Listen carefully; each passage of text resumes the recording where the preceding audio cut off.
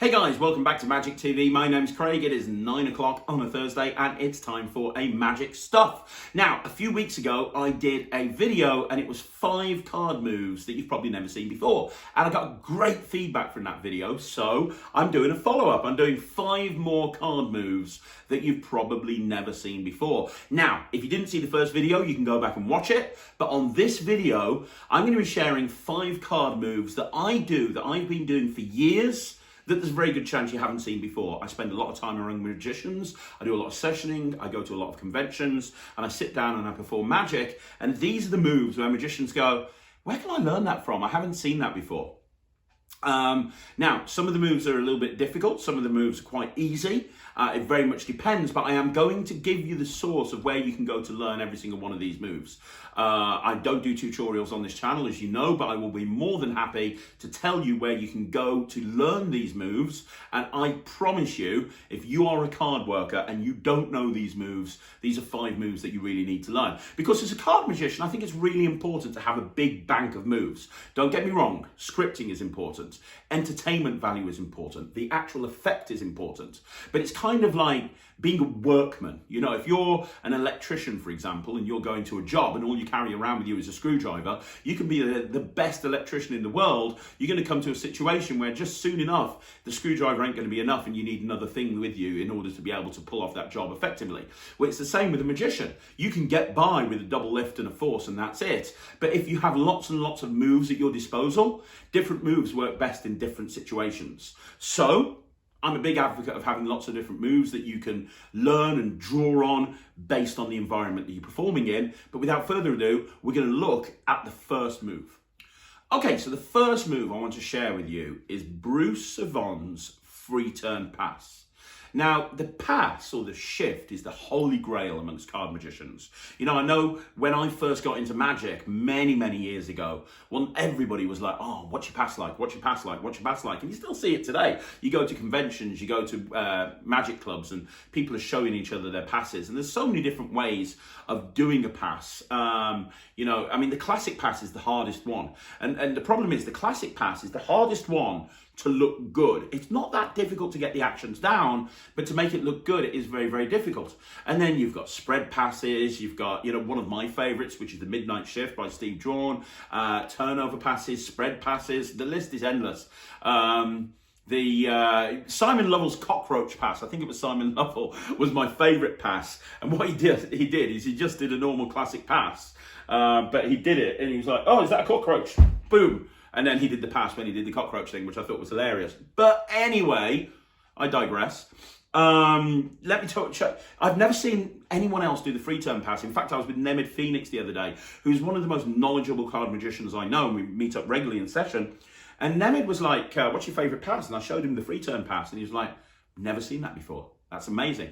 It was in Bruce Cervon's books. I think it was in Ultra Cervon. And you know who, actually I'm lying, one other person who I've seen do it is Mark Mason. Mark Mason's done it. I've seen Mark Mason perform it a few times. It's a really nice pass. So let me show you the pass. Let's just say that you've picked the 4 of diamonds, for example. The card goes down into the middle of the deck.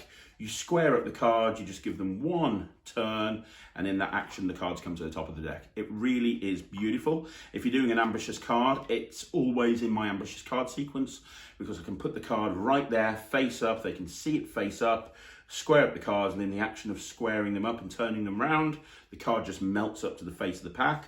You can even do it face up, so you could have, for example, let's say they've picked the 10 of, let's go a bit further. Let's say they've picked the 10 at the King of Spades. Yeah, the King of Spades.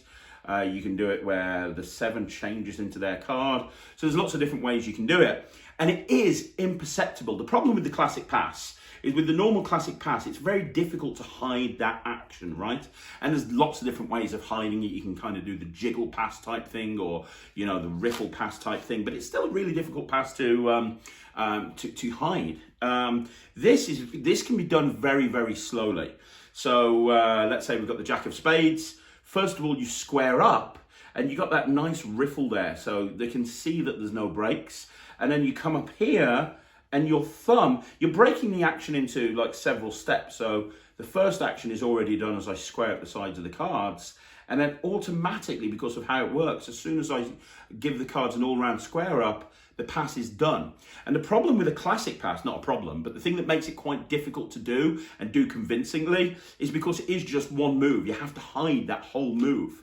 It's why I like the midnight shift, because the midnight shift breaks the move down as well in a slightly different way. But the free turn pass, honestly, is just so good.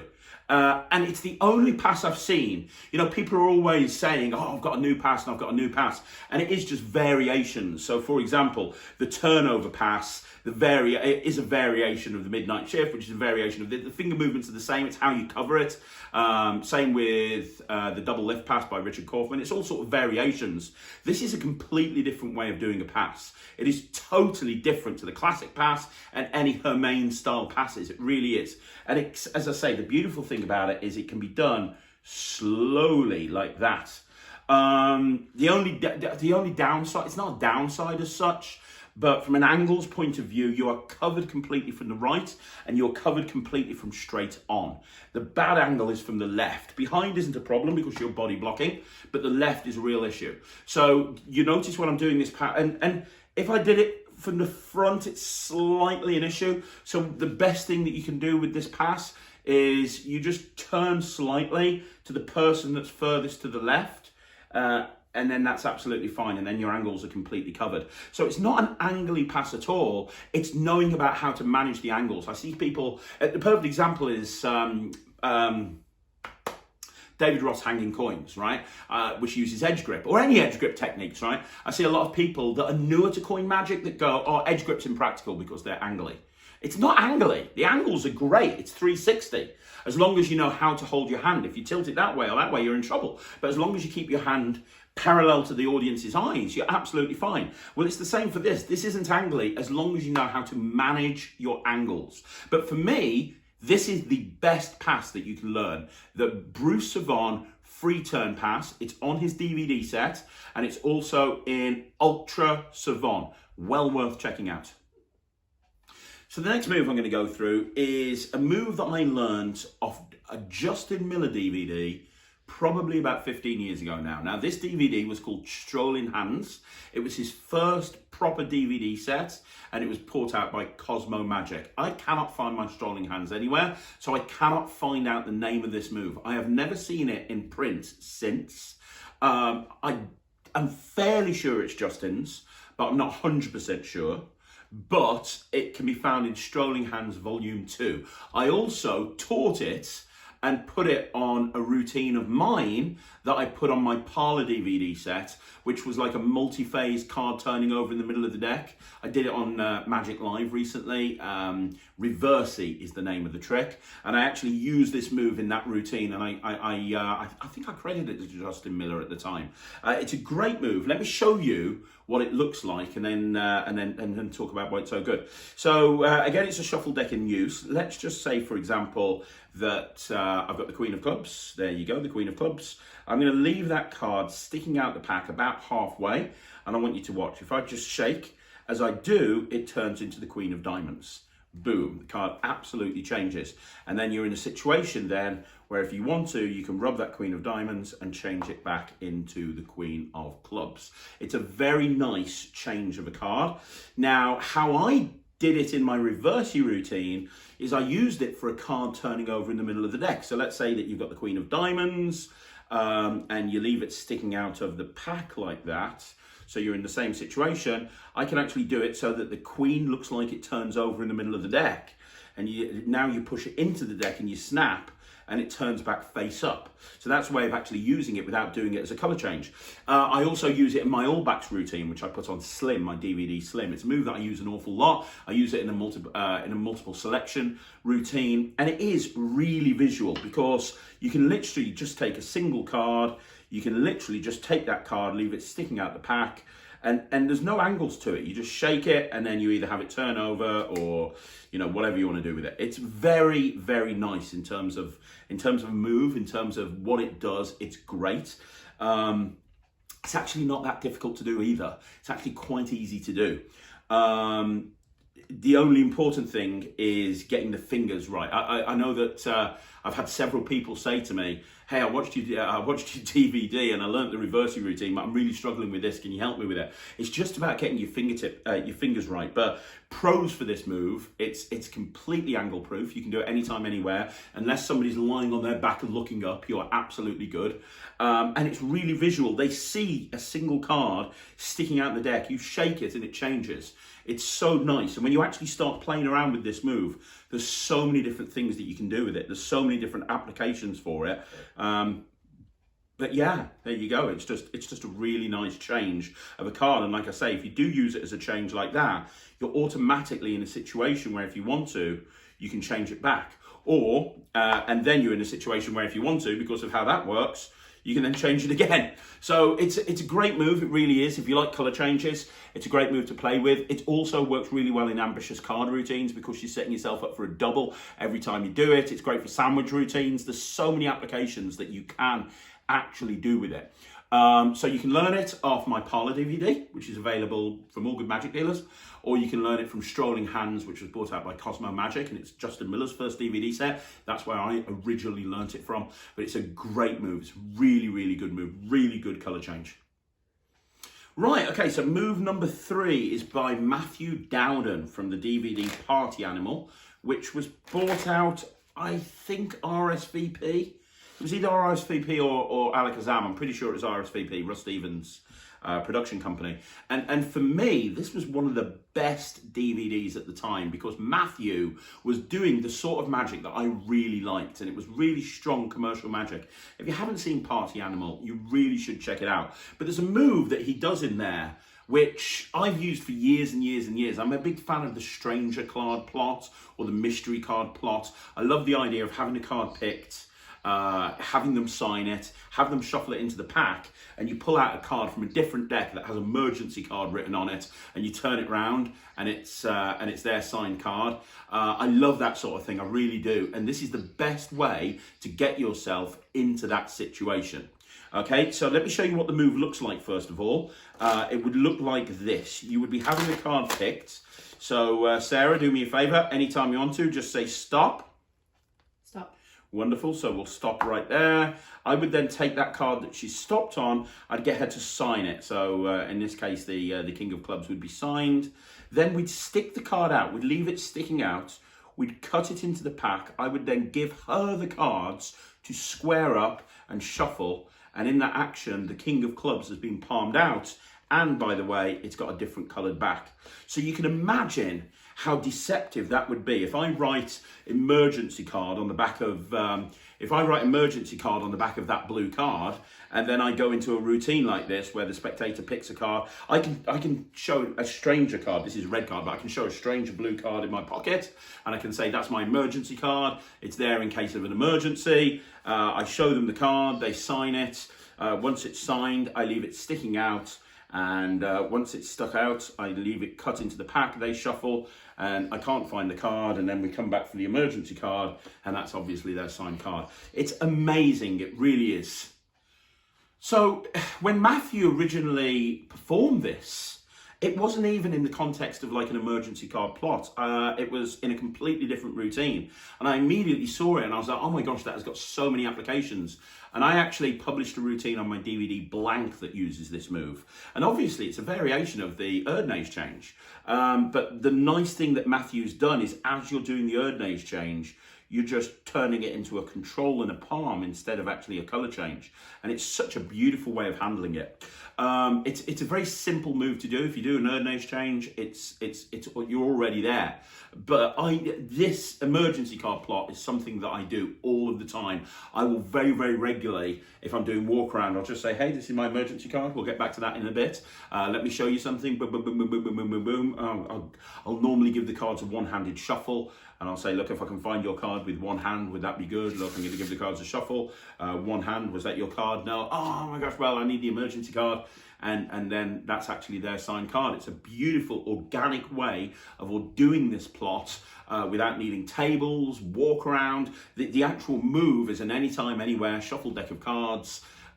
Beautiful, beautiful routine. It's well worth learning this move. You can check it out on The Party Animal by Matthew Dowden, or if you can't find Party Animal, if you seek out Blank by me, I put a routine on and I use that move in Blank as well. So you can find it in those two sources. Okay, so we're going to go way back with this next move, and I'm talking a way back. We're going back to Patrick Page, who regular viewers of this channel will know that Patrick Page was a hero of mine when I first got into Magic. He really was. Pat Page, absolutely amazing guy. He is missed. Anyway, he brought out a series of VHS tapes that were published by Vic Pinto. Called Tricker Tape, and Tricker Tape at the time were like the illusionist of the late 1980s, early 1990s. They were like the production company. They were around way before L&L. And I remember when I first got into Magic, there was a little magic shop in a place called Cradley Heath near where I lived, and I used to catch 2 trains and a bus to this magic shop, and when I went in, they'd always have these Tricker Tape videos lined up, and I'd be like, oh, have you got the latest Pat Page one? And they'd give it me, and well, they wouldn't give me, I'd buy it, and they were really expensive. But this colour change was in one of the Vic Pinto tapes. I can't remember which one, to be honest. I really can't. I think it was Card Moves or something, but it's a really simple colour change that's really easy to do, and I've never seen anyone else do it. So let's just very quickly show it you. Sarah, just say stop as I go through. Stop. Cool, so you would pick that card. Can you remember it for me? Yeah. You got it, cool. We're going to leave the card down in the middle of the deck, and I will just give the cards a couple of cuts just to make sure that the card's lost, and I will give the cards a shuffle as well. So the idea now, Sarah, is I have to try and find your card. Now, there's 52 cards in the deck, so to find your card, it will be quite tough. But I'm going to take the 9. Now, Sarah, was the 9 your card? No. Does that show up okay on the camera? Yeah. Watch the 9. If I just take that packet and put it on top, it turns into the Jack of Hearts. Was that your card? Nice. Amazing. And that was it. It was that simple, but it's so deceptive. When you take that packet and put it to the top, it's almost like a what? Now, Pat Page actually did have an idea for a second change. I never actually did the second change, but I'll show it to you. I'll probably butcher it because I didn't actually ever bother doing this, but I know how it works. So originally he had 2 cards picked, and the first card, he'd hit the pack like that and he'd have the first one change. And then the second one, he'd do that and he'd have the second card change. So yeah, that's another way of doing it. That was the array originally did it. He first of all taught that, and then he taught the first one, and he said you could do them together. So you can do it as a double card revelation. You can go, boom, if I just do that, was that your card? Yes. What about your card? If I put this on top, was that your card? And again, in a multiple selection routine, it's great. You know, with multiple selection, you're looking for really quick visual revelations, and that is absolutely a really quick visual revelation. It's also different to an Erdnaise change and a shapeshifter and all the moves that everybody always does. I've never, in all my years of sessioning and going to places like Blackpool, never seen anyone do that colour change, other than Patrick Page, of course. So yeah, I mean, that's it. There's nothing more to say about that. I believe that they have been put in Pat Page's Big Book of Magic. So you might want to invest, well, you want to get that anyway. You know, if you're into books, you want to get Pat Page's book. L&L Publishing had the rights for Vic Pinto's set of VHS tapes. And I don't think they published this. They did publish a lot of Pat stuff. I don't think they republished this on DVD. But Murphy's Magic have just bought L&L Publishing's stuff. So there's a very good chance, knowing Murphy's Magic, that at some point they'll republish the Pat Page legacy line, I imagine, and that will be included in there. But, you know, if you can hunt down a copy of the original Tricker Tape, VHS tape, then you really want to, because it's a really nice colour change and it looks so magical. If not, get the Pat Page book.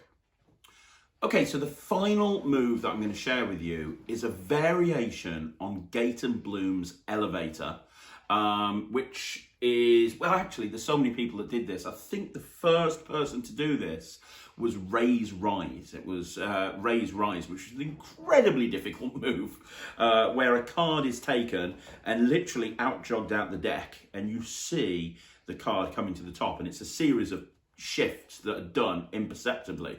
And my God, it's hard. I remember practicing it for years and getting nowhere near good enough for it to actually look any good. And then Gate and Bloom brought out a gimmick deck. I think it was called Elevator, and it was a gimmicked box or a gimmicked deck of cards that basically achieved the same thing, which is very, very interesting. But this is a version of this with a regular pack of cards. Now, this was put on Born a Freak 2, probably about 12 or 13 years ago now.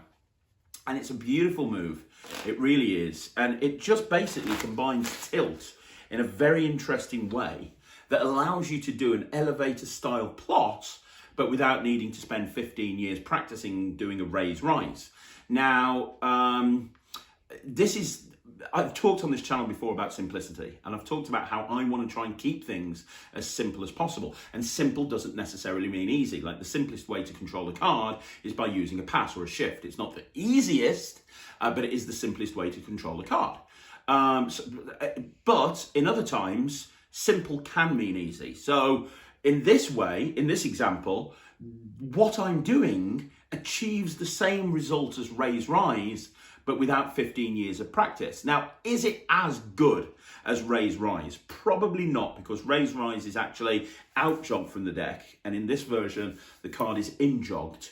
So it's probably not as good, but it's a hell of a lot easier. And when I do this is when I do ambitious card in the real world. This is something that I've done for probably 12, 13, 14 years now. I do this every single gig that I do. It's part of my ambitious card routine. And this is the moment that people talk about where the card melted up through the deck. So let me show it to you. It's designed to be done walk around. So it's designed to be seen from people who are sort of looking down at the pack. So from where the camera is right now, it wouldn't look that great. You wouldn't get a very good view of it. It's designed for walk around situations. So we're going to get the camera a bit closer. I'm going to show you the move. So let's just say that we've got a card, and we've just done an ambitious card sequence. So we've just done 5 or 6 variations of a card coming up to the top of the deck, and this is a signed card. This is Sarah's 4 of diamonds, isn't it, Sarah? Yeah. Yes, and it's got your signature on it. It's just invisible. So we're going to take the 4 and pop it down about halfway. And I want you to see there, Sarah, that the card really is sticking out about halfway down. Is that fair? Yeah.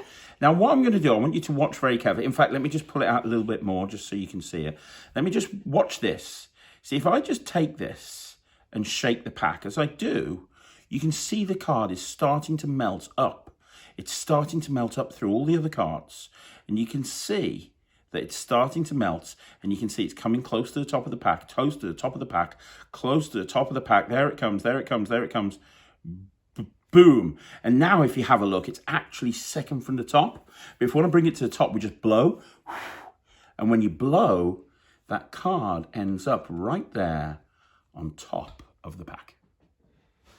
Now, I don't know how well that move came across on video, but trust me, you ever see me at an event, you ever see me at a convention or at a magic club or anything, ask me to show you this move. It looks so good. And it is literally an example of taking something, rather than having a card outjogged and doing a series of shifts, the card is injogged, and because of tilt, it makes it very, very deceptive when the card slowly rises to the top, and then when you blow and it's on top, and you actually turn it over and the show it's on top, it's a really nice move.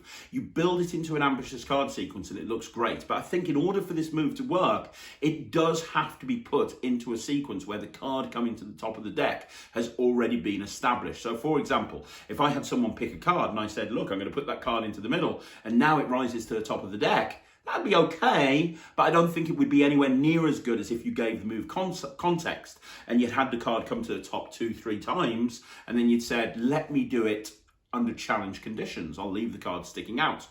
And I think that's really important from a theatrical point of view. When you're doing routines that are multi-phase, they do have to build. You know, I see people doing an ambitious card routine, and they do a 47-phase ambitious card routine, and they just throw every single move into the ambitious card that they can. Oh, I've learned this move, so I'm going to put this one in. I've learned this move, I'm going to put this one in. And it just gets boring. Oh my God, how many times is that card going to come up to the top of the deck?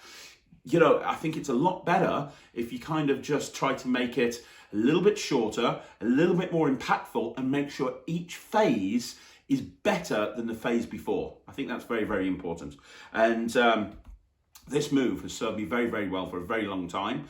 And you can get it in Born Free 2 or 3. Try 2 or 3, which is an ebook that I bought out many, many years ago and is available still, I believe. Just search Born Freak on Google. I believe it is still available. I didn't think it was, but then I was told it is, which is kind of really exciting. So you can get it still. Any problems with that one, please let me know. So there you go, guys. That is 5 more card moves using that you've probably never seen before. Let me know in the comments down below if you want me to do a third video. I think I could probably do one more of these with interesting moves that I think you guys might like and might not have seen before. So let me know if you would like me to do that, and I'll put it together. And let me know what you think of it in the comments down below. What do you think of the moves? What's your favorite move? Is there a move you don't particularly like? I've used all these moves for years and they've worked really well for me, but just because they've worked well for me doesn't mean they're going to work well for somebody else. I'm just highlighting stuff that I think is good.